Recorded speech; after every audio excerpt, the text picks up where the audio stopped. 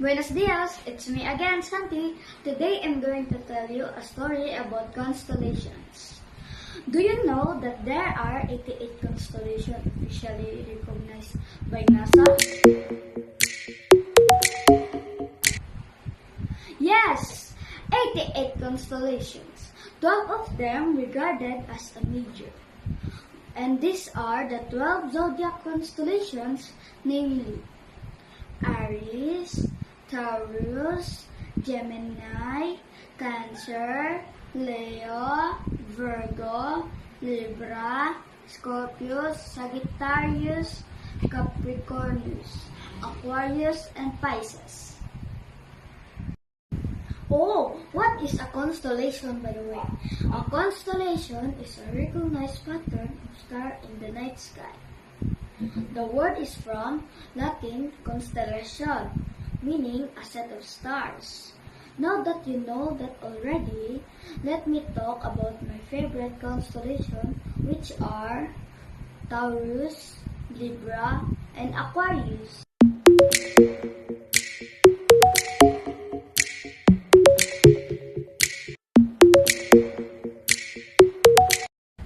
Taurus is my tita's zodiac constellation. Taurus is Latin for the bull, and this is located in the northern celestial hemisphere. Taurus is a large and prominent constellation in the northern hemisphere winter sky.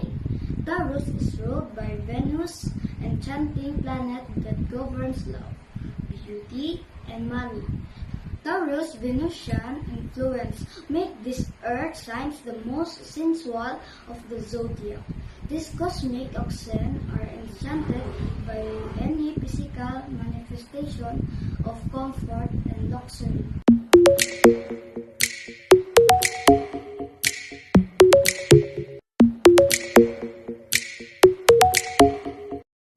Next is Libra, my sister's zodiac constellation.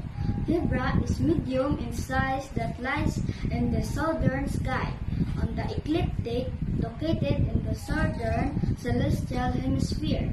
Libra is the Latin for weighing scale. Interestingly, the only inanimate object of the zodiac, an association that reflects Libra's fixation on balance and harmony.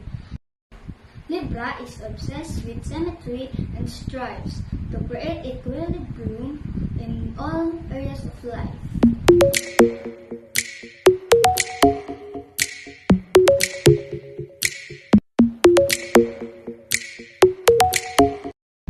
Lastly, Aquarius, my zodiac constellation.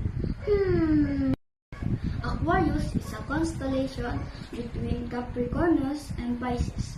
Its name is Latin for water carrier or cup carrier, and its symbol is a representation of the water. Aquarius is one of the oldest of the recognized constellation along the zodiac. Aquarius is represented by the water bearer, the mystical healer who bestows water or life upon the land. Accordingly, Aquarius is the most humanitarian astrological sign. These revolutionary thinkers fervently support power to the people, aspiring to change the world through radical social progress. So you know it all. Thank you for watching. Bye!